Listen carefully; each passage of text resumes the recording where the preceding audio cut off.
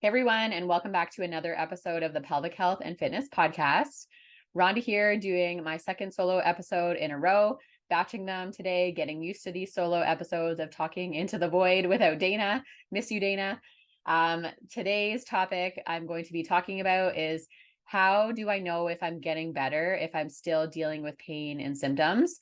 This is a question I get often working with clients who come to me with symptoms, say like leaking, heaviness, low back pain, hip pain, that type of thing, where they are frustrated, understandably so, that we've been working together for a little bit. We've been, doing all the things.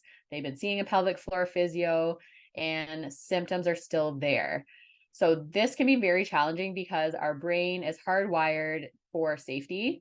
So it's hardwired to pay attention to pain. And it's not as great at noticing the times when we're not symptomatic.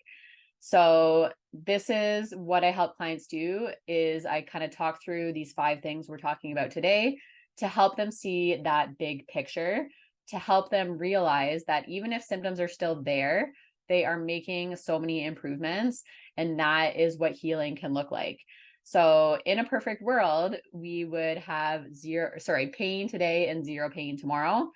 That's just not realistic. That's not how healing works. Healing is not linear. Healing is more like a roller coaster. There's going to be ups and downs across our journey. There's many, many factors involved in that, with which we've done an episode before, which I can link to that, possible reasons why your symptoms might have worsened lately.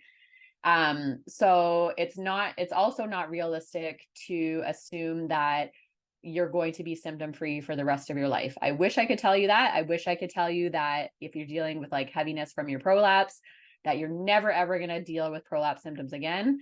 It's just not realistic. That's just not the truth. So red flag if you see that online, if you see someone saying that they can do that for you. We are evolving, changing human beings. So there's going to be, again, many reasons why symptoms are going to come and go. So what I love to do is help empower my clients to learn about their bodies, learn about different strategies, give them different tools in their toolbox.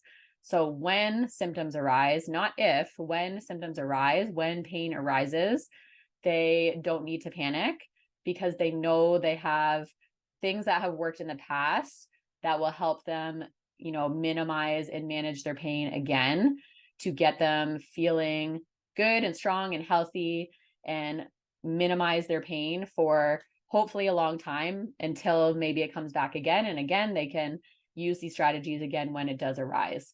So let's talk about 5 different things here, what healing can look like, because healing is not simply an absence of symptoms. Okay.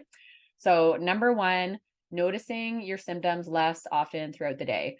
So in my intake with my clients, I talk to them about their pain experience, about their symptom experience. And for example, let's use prolapse as that example. They're noticing heaviness, 5, 10 times throughout the day. Every time they pick up their kiddo, every time they do the dishes, every time they do a squat, every time they sit on the toilet, they're feeling that heaviness. So if they kind of sit back and think about it, it's many, many times throughout the day, they're noticing that heaviness. And that, of course, can be very frustrating, very scary. So, I validate their concerns and also remind them that there is so much we can do to minimize those symptoms, even if the heaviness remains. So number 1, if you're noticing symptoms less often, so again, that example, 5, 10 times throughout the day, noticing that heaviness, if they have to sort of sit and think about it. So I'll say, check in with you. When's the last time you noticed your symptom? And they have to kind of sit there and think, you know what? I actually didn't notice it today, or I noticed it. The only time I noticed it is when I did a squat. So I'll remind them. So do you remember when you first started to come see me?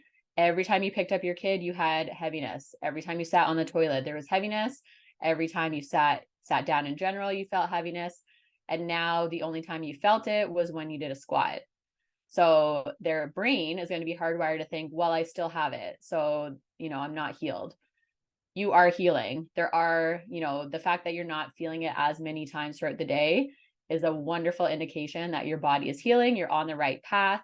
We're making progress. Even if there's those ups and downs, we're making progress in the right direction. So that's number 1. Number 2, symptoms that are less intense overall. So let's use back pain as an example. So again, when I assess my clients, I talk to them about their pain experience and I get them to rate their pain at a 10. And so, clients will come to me consistently living in like 5 to 6 out of 10 pain, which I'm here to tell you, you don't have to live that way. You are, able to move into different positions and change up your strategies to minimize that pain throughout the day. You don't have to live in 6 out of 10 pain. So when we start working together, we work together for a few weeks, work on different exercises, strategies, pain control, all of that. And then I check on them and ask them, how is your pain experience? What is your pain out of 10? And they think about it. And again, overall, I probably like a 3 to 4 out of 10. So again, our brain is hardwired to still have sort of like alarm bells to that. Like, that's still painful. I'm still having pain. Remind them, let's rewind. Let's look at that big picture. When you first started with me, your pain was consistently 6 to 7 out of 10. Now you're telling me it's 3 to 4 out of 10. So yes, there is still pain there. That is still very frustrating. However, it is improving. It's less intense. We're on the right path. We're on the right journey to getting you feeling better. Number 3, able to do more in your workouts and able to do more in your day without symptoms. So this is a big one in my practice because my form of physiotherapy is movement, exercise, strength training based. So I talk to my clients about this all the time and sort of give them that big picture view of what they could do when they started with me and what they can do now. So for example, I have clients that when they first come to me, let's use back pain as an example again, because that's an easy one. Just simply, doing a squat is painful, or, most movements are painful. So in that first assessment, in that first treatment, we spend a lot of time just working on pain control. So, showing them Z-lying position, laying on your back, legs up on the couch, pillow under your hips if that feels better, and they feel better. Their pain goes down. That is their movement session. That is their homework, is pain control, hitting that reset button as many times throughout the day to keep that pain under control. Maybe we'll add in some mobility if that feels good for them that day. Maybe we'll add in just some gentle floor exercises like a glute bridge, side bridge, something like that, bird dog. Again, if symptoms are feeling okay for them, keeping it very minimal, right? And then ideally in that session, the goal is to not exacerbate their pain. So they leave that session. I, say, give yourself a pat on the back, celebrate that win.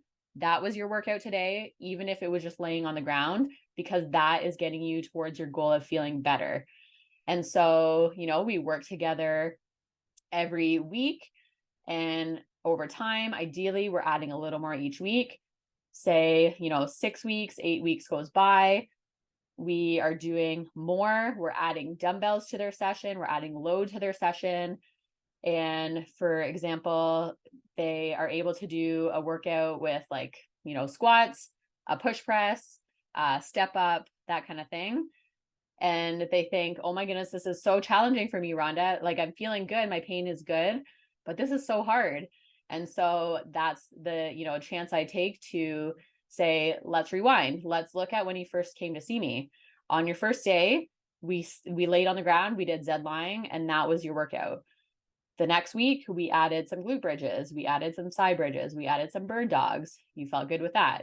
And then just show them that big picture. So if this is you, if you're dealing with back pain, you've been working with somebody, or you've been on your own just trying to ease back into exercise, let yourself sort of see that big picture. Let yourself rewind back and remember how far you've come. If you keep like a log of your training, that's a great way to actually visibly see that progress that you're making. That is a great sign that you're making progress. That is a great sign that you're healing. You're able to do more in your workouts. This can carry over into day-to-day life too. If you're able to reach to the top shelf with less shoulder pain than you could before, great sign of progress, right? So look at that big picture, look at what you're able to do functionally, and that will tell you that things are improving.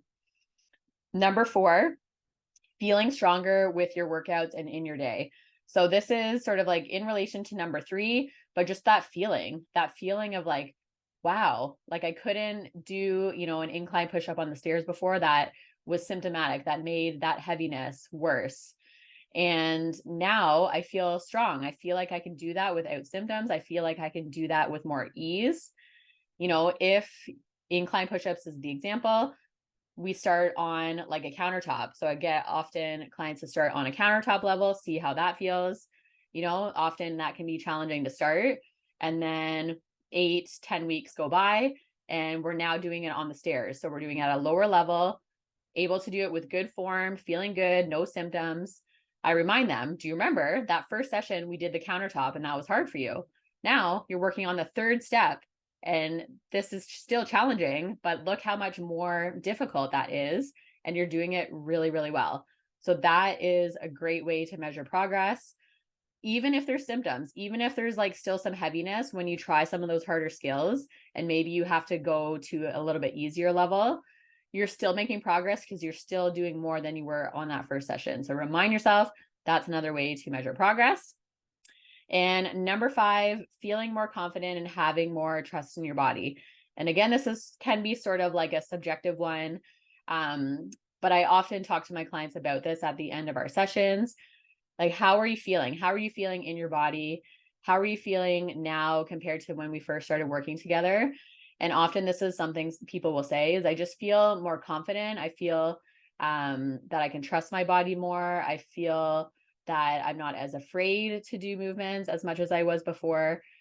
That to me is so huge. Again, like symptoms, yes, we want to get symptoms under control. We want to start feeling better, but building that trust back in your body, having, again, those tools in your toolbox and having those strategies that you can do to help yourself feel better, that builds so much trust. That builds so much respect for our body and just that long-term management of symptoms is so important. So I think that this is my favorite one, just like building that confidence for people. I love to see that. And I love to see people's face light up when they realize how much more they can do and how strong their body really is. I think, society does a huge disservice to women where we're sort of taught like strength training is for men and you don't want to get quote unquote too bulky as a woman with strength training. And I love to sort of just break down those barriers and just show you how important strength training is and how empowering it can feel to feel just really strong and confident in your body. So those are my 5 ways to measure how do I know if I'm getting better even if symptoms remain. So number 1, noticing your symptoms less often throughout the day. Number 2, symptoms that are just less intense overall. Number 3, you're able to do more in your workouts or in your day-to-day life without symptoms. Number 4, feeling stronger in your workouts and in your day. And number 5, feeling more confident and having more trust in your body. So I hope that helps. If you're someone dealing with symptoms and you're frustrated by the fact that the symptoms still remain, tune in and sort of look at that big picture for your body and for yourself to see if some of these things you're checking those boxes off to show you and prove to you that you are in fact improving, even if symptoms are still there. So if you are interested in working with me one-on-one, this is a lot of these things I talk about is with my one-on-one clients. I'm going to put that in the show notes, how you can learn more about my Strong at Home VIP, which is my one-on-one service, which is billed as physiotherapy for Ontario residents. Check that out. You can book with me. I still have some spots open for the fall. If you're looking for sort of DIY or do it on your own workout program that also helps you get back into fitness, learn to minimize those symptoms, learn to build trust and confidence, check out my Strong at Home membership. Thanks as always again for tuning in and listening, everybody, and I hope this helps.